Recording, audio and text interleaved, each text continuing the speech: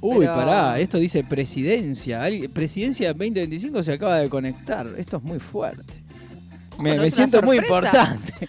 Me No, siento que muy sea una importante. sorpresa, imagínese, capaz que no es No, bueno, el sí. columnista y aparece Orsi. Imagínate, hacer la columna. Me da miedo. ¿Cómo le va a dar miedo, Peroni? Me da miedo. Capaz que lo tenemos ahí, nos dará una sorpresa, me da algo, ¿eh? A ver, A ver. nos dará una sorpresa, nos dará una sorpresa. Vamos a darle la bienvenida al quien esté en el Zoom de Presidencia 2025. Buen día. Ahí estamos. A ver quién está. Es Sebastián. Pensamos que iba a aparecer Orsi. ole. Ahí vieron, buen día, ya cambié, no dice presidencia, dice ahí abajo, dice Seba Valdomir, como es el viejo y querido compañero para la barra nomás. ¿Cómo andan? Buen día, Sebastián. ¿Cómo está Montevideo después de este frío? Opa, mirá cómo me tira ¿Cómo música al amaneció taco. por allá? Bueno, frío, ahora hay el solcito, está asomando un cielo despejado, un solcito lindo, pero igualmente una sensación térmica muy, muy fría. Sigue estando todavía la declaración de alerta porque realmente la sensación térmica es de creo que entre 2 y 3 grados, por más que ahora tengamos 8 grados acá en Montevideo.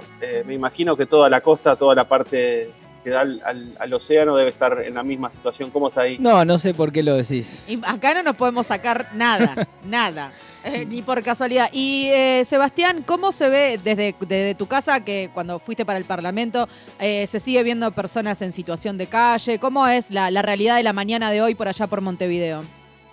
Bueno, miren, yo vivo cerquita acá, vivo en La Aguada, entre La Aguada y Arroyo Seco, y realmente todavía se ve gente, lamentablemente, durmiendo cerca de los refugios. En este municipio, que es el municipio C, hay como 3 o 4 refugios del MIDES, y muchas veces, cuando el refugio se llena, los compatriotas que están en situación de calle normalmente se quedan cerca de ahí. Y bueno, todavía había un remanente de personas que están durmiendo en la calle. Igualmente, en el relevamiento que hicimos ayer y ahora de mañana, en el centro de Montevideo, por Rivera, Libertador, 18, Colonia también, bueno, ahí se siente realmente que hubo un operativo de ir a buscar a los compatriotas que están en situación de calle en este frío terrible. Porque realmente el dispositivo que se utilizó es bastante novedoso, ¿no? Se aplicó un decreto para activar el Sistema Nacional de Emergencias y articulando desde el SINAE con los SECOE departamentales y con 4 ministerios, el Ministerio de Desarrollo Social, el Ministerio de Salud Pública, el Ministerio del Interior y Defensa. Entonces, creo que es como una coordinación bastante pesada para evitar un poco lo que estaba pasando, que ya 7 compatriotas habían perdido la vida en calle en los primeros fríos de este invierno, ¿no?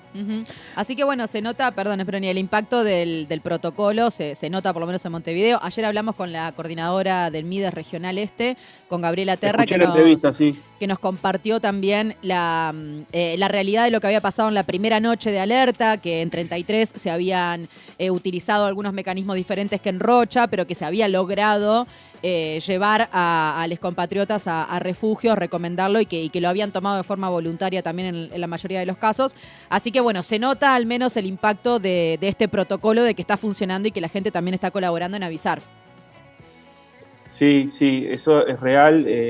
Hay una necesidad de también qué hacer con todas estas personas que están con problemas normalmente de no tener un lugar donde vivir, donde pernoctar.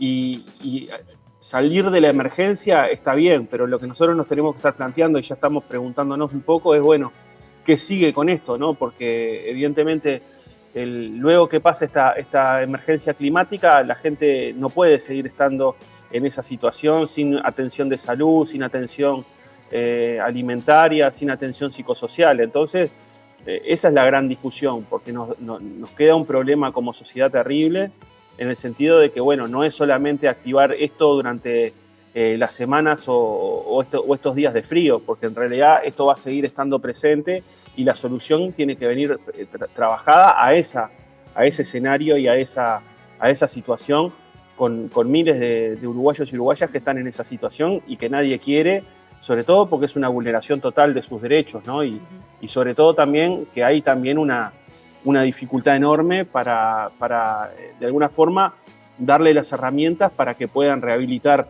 desde el punto de vista de salud, desde el punto de vista laboral, desde el punto de vista de los documentos, muchas veces que hay que ayudar a estos compatriotas para que puedan tener de alguna forma una inserción real en algún programa de que los apoye a salir de la situación en la que están, ¿no?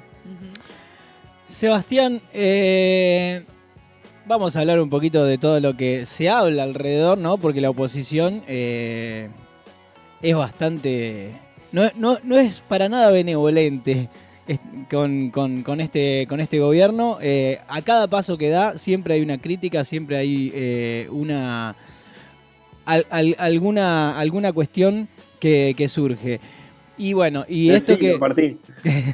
y esto que... esta alerta que decretó el gobierno también, ¿no? Como que si bien fue bien recibida por la oposición, primero algo que se mencionó fue, bueno, llegamos tarde, ¿no? Hay algo de que el gobierno llega tarde con esto.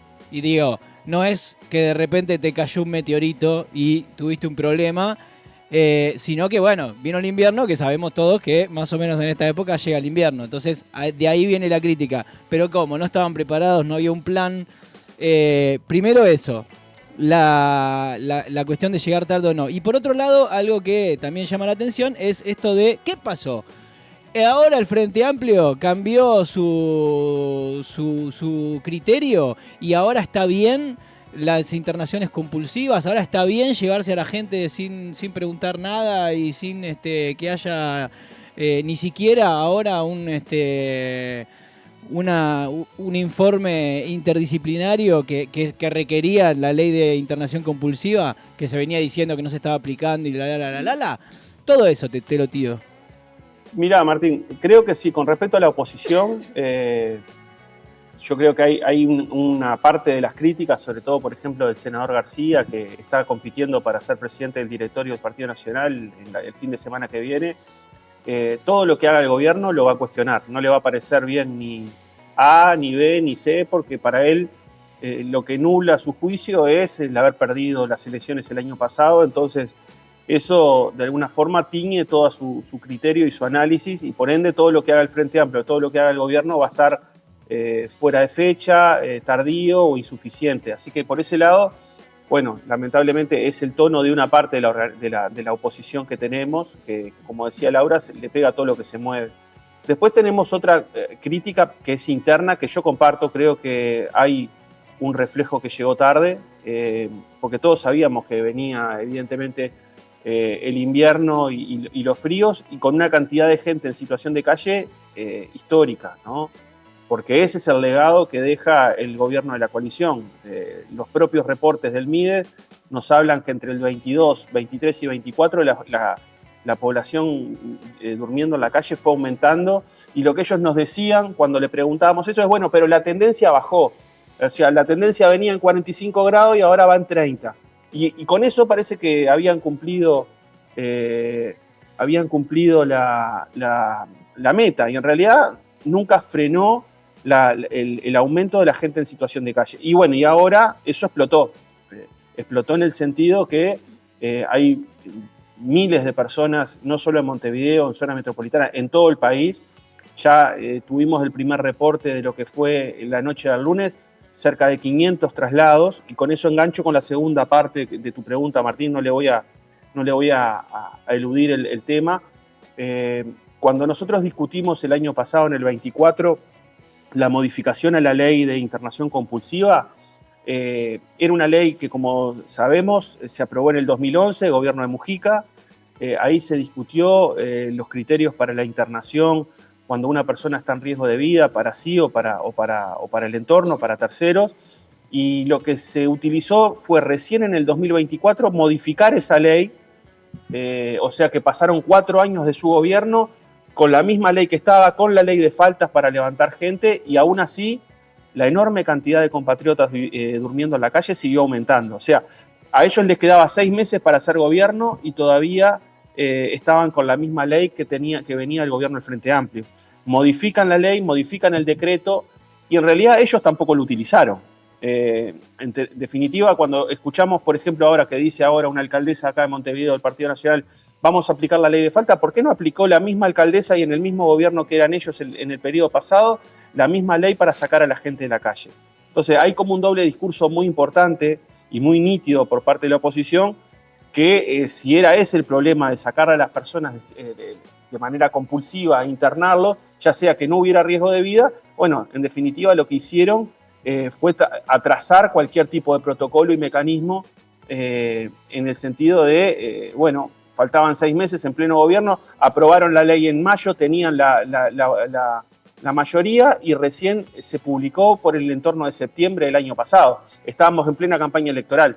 Claro, ¿qué fue? Pasarle todo el problema al gobierno siguiente y ahora nosotros nos encontramos con esas dos situaciones y yo no le voy a esconder. Yo creo que realmente faltó una planificación. Lo que sucedía es que la cantidad de gente desbordó la capacidad instalada y bueno, y por eso hubo que aplicar un mecanismo nuevo como es este de un decreto activando el Sistema Nacional de Emergencias y articulando 4 ministerios diferentes.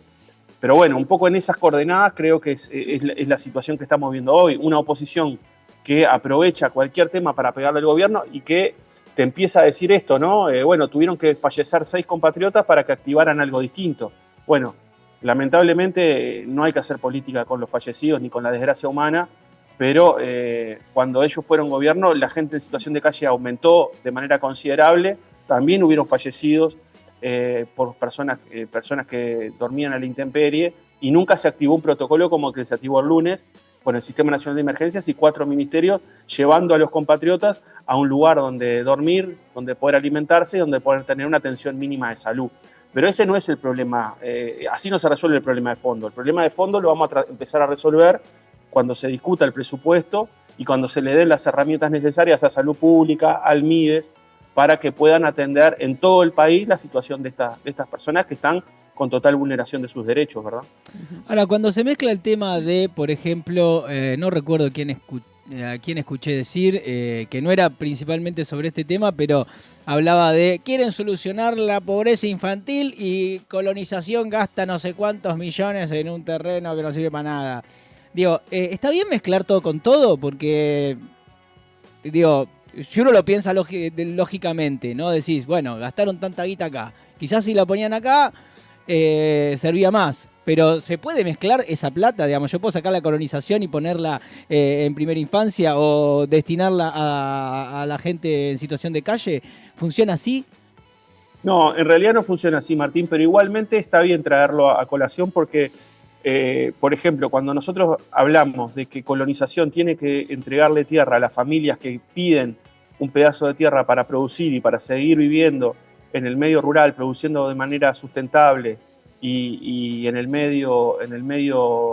interior del país, radicando familias, generando un polo de desarrollo, defendiendo la producción familiar, bueno, ahí también de una manera indirecta se está atendiendo una situación de vulnerabilidad porque claramente cuando la pobreza pega y sobre todo en el interior, ¿qué es lo que le toca a la gente cuando no encuentra laburo, cuando no encuentra una oportunidad para vivir? Bueno, se viene a los asentamientos en Montevideo, en Canelones o en San José. Y bueno, en realidad la plata tiene que dar y tiene que alcanzar, y el presupuesto se va a discutir justamente eso, para atender todas las emergencias. Y también tenemos una emergencia de que las unidades de producción familiar en el interior profundo se están perdiendo por el avance incontenible de la lógica del agronegocio, de la soja, del feedlot, de otros tipos de producciones intensivas de la producción capitalista agropecuaria. Colonización tiene que hacer esa tarea. Nosotros, por ejemplo, estuvimos haciendo un relevamiento y esas 4.400 hectáreas ya no son 4.400, esas son en el campo que se compró ahí en Florida, pero están en proceso de compra otras 4.000 más. El Frente Amplio todos sabemos que se comprometió a entregar 25.000 hectáreas en 5 años. Creo que vamos a superar esa cantidad de tierras para gente que la quiere trabajar, para familias que quieren radicarse y producir en el campo. Y además tiene que haber también un aporte importantísimo de recursos públicos y del presupuesto nacional para atender la pobreza infantil. Y eso no va en contradicción una cosa con la otra. Acá no tenemos que hacer competir por una tajada del presupuesto nacional a los pobres del campo con los pobres de la ciudad. Lo que tenemos que hacer es tratar de superar la situación en la que viven miles de familias y miles de compatriotas, con un especial énfasis en la primera infancia, porque si tenemos 32% de gurises de 0 a 6 años que viven en un hogar pobre, bueno, ahí tenés una emergencia nacional y una necesidad imperiosa de destinar recursos, sobre todo para esas madres, para esas familias y para esos gurises, para que puedan salir de esa situación. Acá la clave no es enfrentar pobres contra pobres, sino superar, ¿no?, esa idea de que para las políticas sociales nunca alcanza la plata. La plata tiene que alcanzar, y esa es la discusión que vamos a dar acá en el Parlamento, ya la dimos el otro día en la rendición de cuentas, de que tienen que aparecer los recursos para atender esas cosas que son prioritarias para las familias que están pasando mal. Seba, acá desde la última vez que hablamos con vos hasta ahora, en nuestros representantes departamentales en la Junta Departamental se están despidiendo, nadie está laburando, no se discute nada. A nivel nacional, por lo menos, ¿alguien está trabajando? ¿De qué se está hablando en el Parlamento? ¿Qué han pasado en estas últimas 2 semanas? ¿De qué se está discutiendo? ¿O cuáles son las discusiones más importantes todas, ¿no? Pero por prioridades que se esté tratando, que se esté hablando allí en el Parlamento. Bueno, mira, Laura, en términos de la Cámara de Diputados, nosotros terminamos la rendición de cuentas el día martes. Ahí se les cayó la estantería un poco a la coalición porque Cabildo, los 2 votos de Cabildo Abierto fueron a apoyar el proyecto del gobierno y votaron con el Frente Amplio. Logramos sacar la rendición de cuentas. Sin duda fue un pequeñito logro, porque en definitiva lo que estábamos hablando era de la plata que gastaron en el 2024, que era el último año de gobierno de la calle Pou. Igualmente habían 3 o 4 artículos, como hablábamos la última vez que conversamos acá en Un Mañana, que bueno, que tenía que ver con la plata de los medicamentos para ACE, la plata para el Fondo de Garantías para el programa Entre Todos del Ministerio de Vivienda y aumentar el tope de deuda externo. Esos artículos se aprobaron. Fue en el entorno del martes de madrugada, miércoles de madrugada, habíamos empezado el martes a tratar el tema. Y eso nos permitió limpiar un poco la agenda de fin de junio, y ahora estamos esperando que venga el martes. Nosotros tenemos sesión ordinaria el martes 1 de julio, que ya venga el proyecto de la caja profesional, que ahora sí no hay más dilatoria, no hay más alargue posible. Lo que tenemos, la información es que el Senado lo va a tratar el lunes 30, y nosotros lo vamos a poder trabajar entre el martes primero y el miércoles 2 de julio, la semana que viene. Las comisiones están trabajando de manera bastante intensa, sobre todo las que a mí me gusta seguir más, que son los temas económicos. Viene el Ministerio de Economía el miércoles que viene para presentar los proyectos de ley sobre frontera, para apoyar a los comercios y a las unidades productivas en la frontera con Brasil. Recuerdan que aquello lo habían presentado allá en el departamento de Artigas hace como 15 días. Bueno, ahora vienen al Parlamento a presentarlo para arrancar la discusión.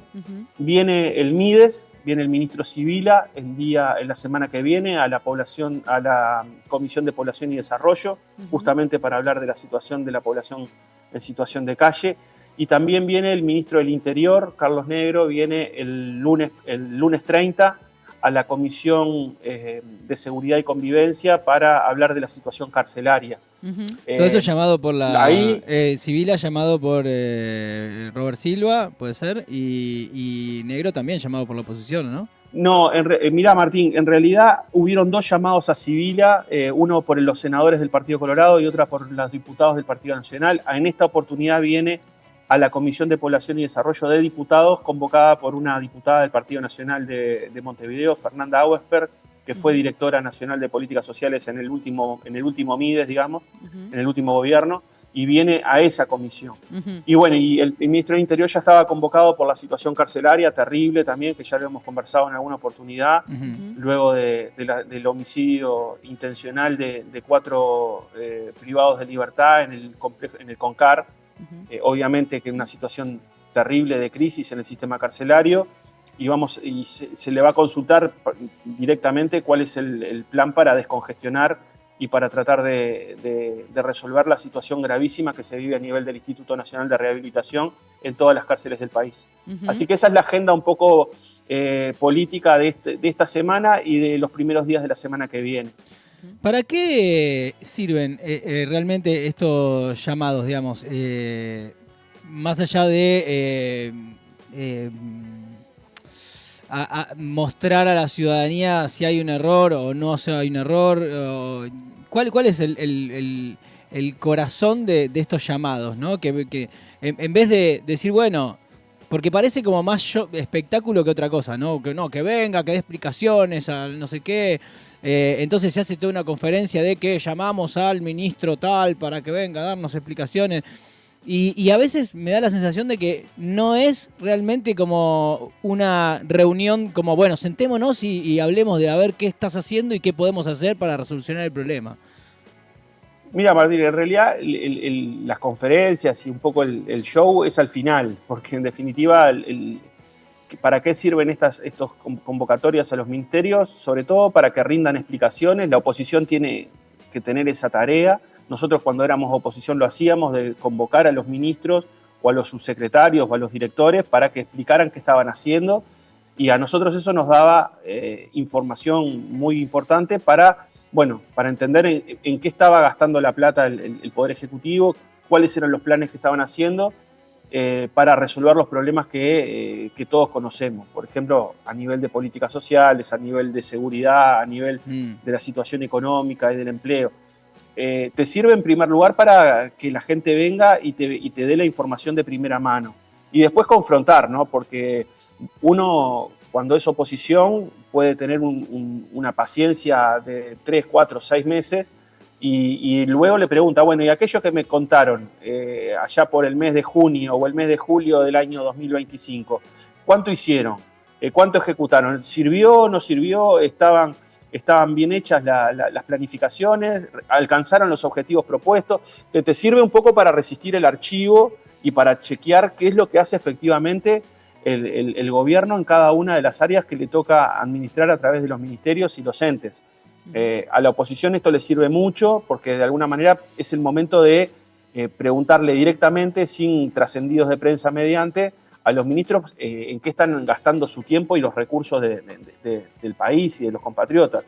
Ahí lo que nos quedamos a veces es, bueno, nos quedamos solamente con algún titular o con, bueno, discutieron por un tema, pero una venida de un ministro acá pueden ser 5, 6, 7 horas, donde se habla mucho, se intercambia mucho, luego eso también te podés ayudar con el acta de la reunión para ver concretamente qué dijo el ministro, y eso también sirve mucho porque muchas veces se declara una cosa en la prensa afuera, ¿no? Se aumenta bastante el volumen, y cuando estás mano a mano conversando en una reunión cerrada, el volumen baja y tratás de entenderte de otra manera. Bueno, eso queda debidamente registrado en las actas, que también hay que revisarlas, pero sobre todo para la oposición, Martín, sirve para controlar y saber qué es lo que está haciendo el gobierno, y luego, si falla o fracasa o no hace lo que dice, bueno, exigirle las responsabilidades correspondientes al gobierno y al ministro del cual se esté hablando. Yo igual comparto que tiene que haber mucha más visibilidad de esto, y de hecho yo lo que en algún momento planteé es que las comisiones en algún momento tienen que ser grabadas y tienen que ser transmitidas de la misma manera que lo hace un plenario, para que la gente pueda escuchar, para que la gente pueda oír de primera mano qué es lo que está diciendo un diputado, una diputada, un ministro o una ministra.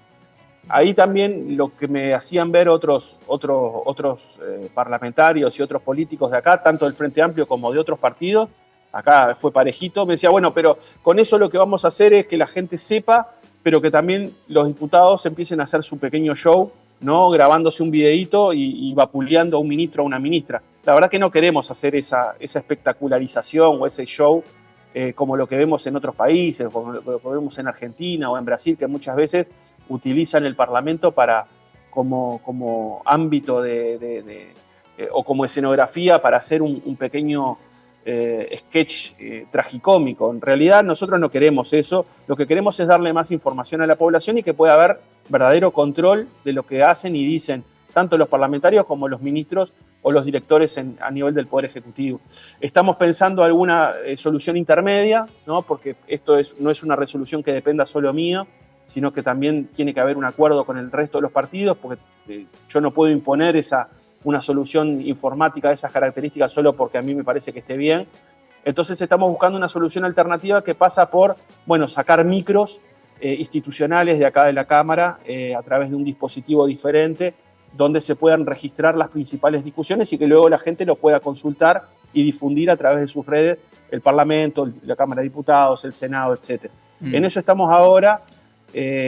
Lo que no queremos tampoco es que se siga alimentando esa idea de que acá no se trabaja o que lo que hacen es simplemente hacer un discursito para la tribuna. Acá se trabaja bastante, algunos trabajan más que otros, como en todos lados, algunos lo hacen con mayor responsabilidad que otros, como en todos lados, pero igualmente nosotros lo que queremos es aumentar el control de la ciudadanía sobre lo que hacen los políticos en el Parlamento y en el Poder Ejecutivo. Uh-huh.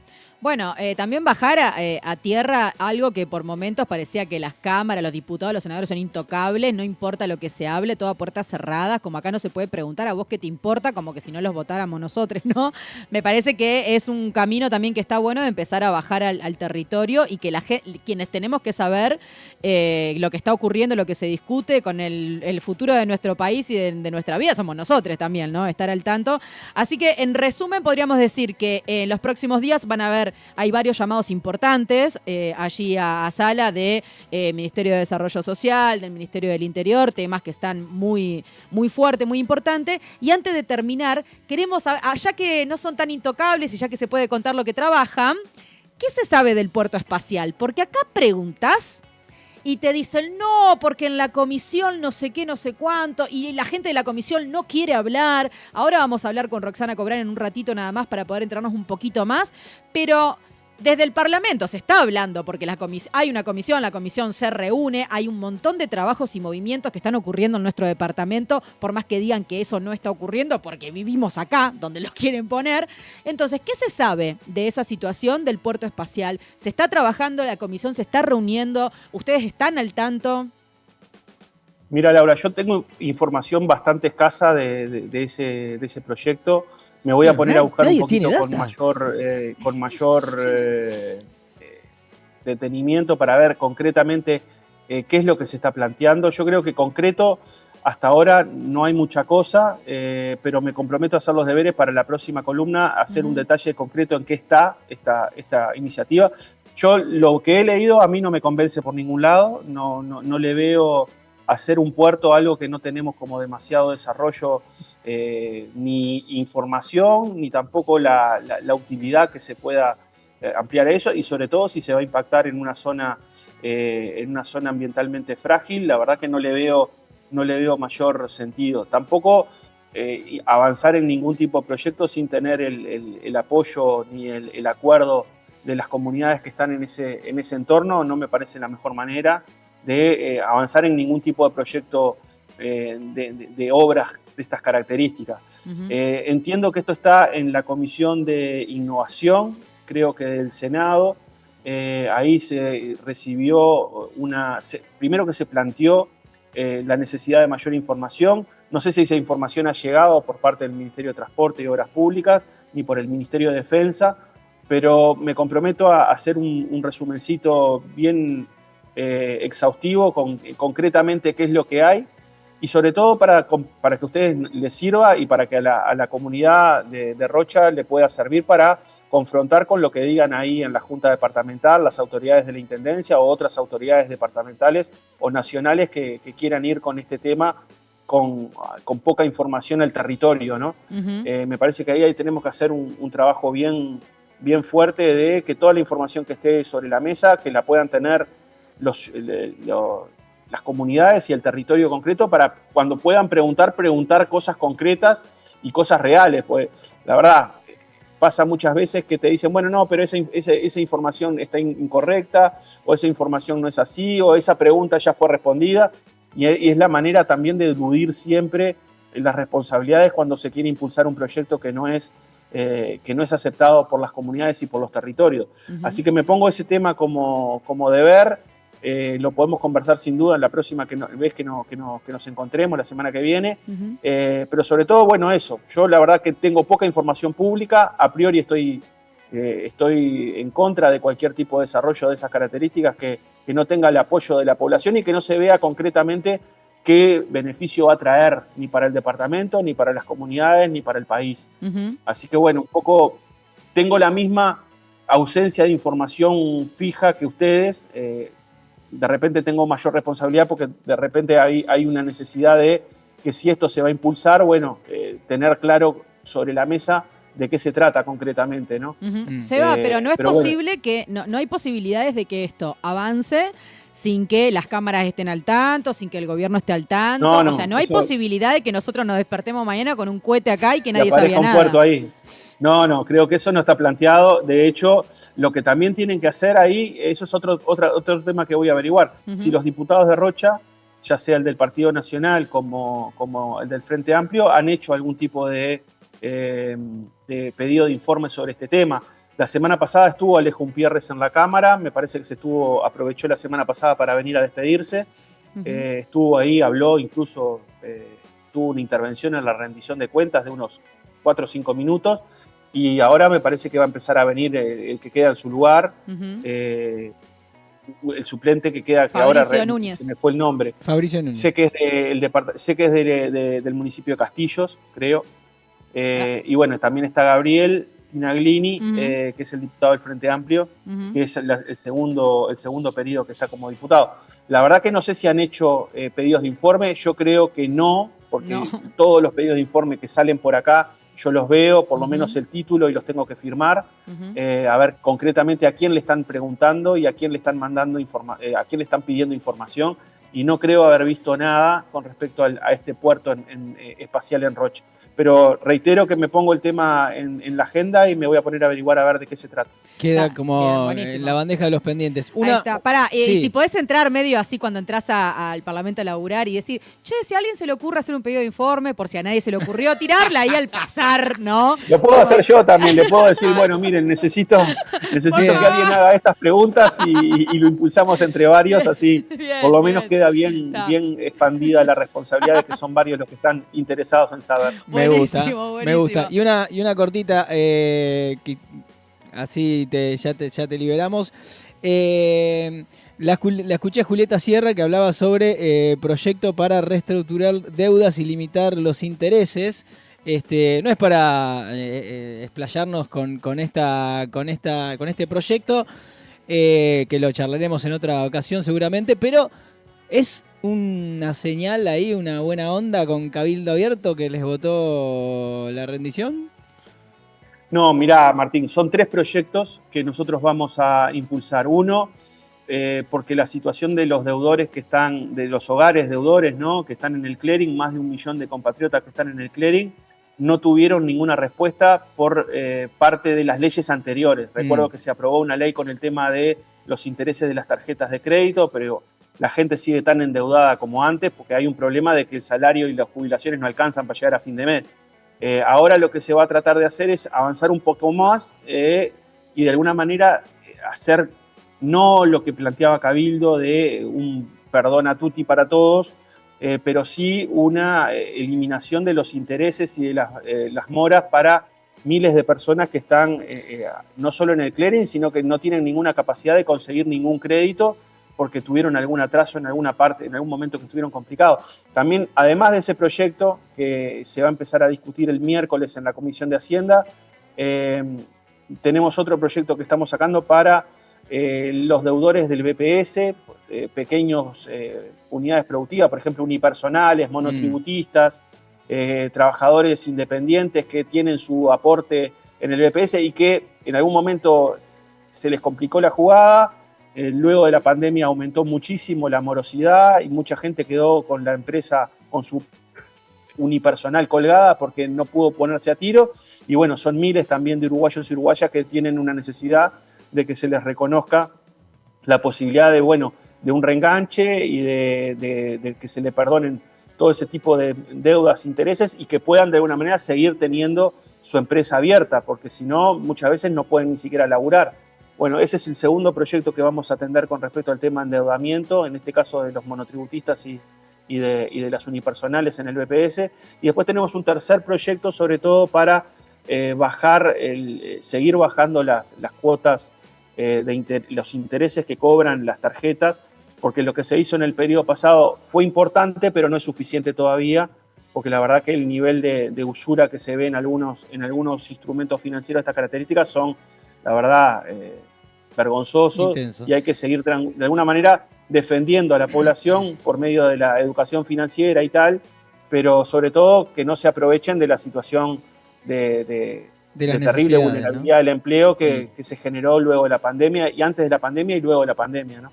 Esos 3 temas están sobre todo a estudio en la Comisión de Hacienda. En algunos estamos trabajando nosotros con algunos asesores para preparar esas iniciativas que van a ser como, bueno, propuestas que hagamos al Poder Ejecutivo para que se discutan antes de que entre el presupuesto acá, que es el 31 de agosto. Pero fue llamativo, ¿no? Que justo Perrone vota la rendición de cuentas y aparece este proyecto. No seas que peleador, no seas peleador, no, es no. importante esto. Aparte hay mucha gente que está esperando Una casualidad.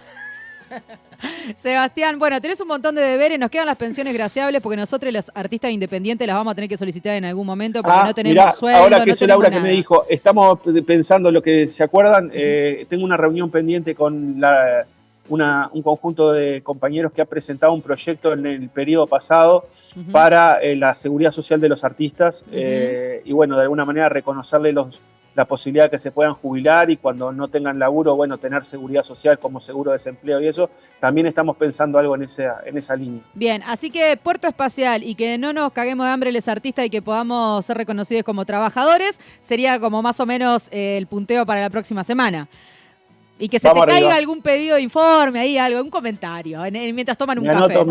Me anoto todo eso y bueno, pero con responsabilidad porque lo que hacemos en realidad con estas columnas es brindar la información y dar la cara y bueno, y si hay algún otro tema también me lo pueden pasar por WhatsApp y preparamos algo, y si hay necesidad de entrevistar a algún otro de los que anda por acá, podemos hacer los contactos necesarios con el equipo para que le pregunten directamente a algún otro diputado o diputada, ya sea del Frente Amplio o de la oposición, sin problema.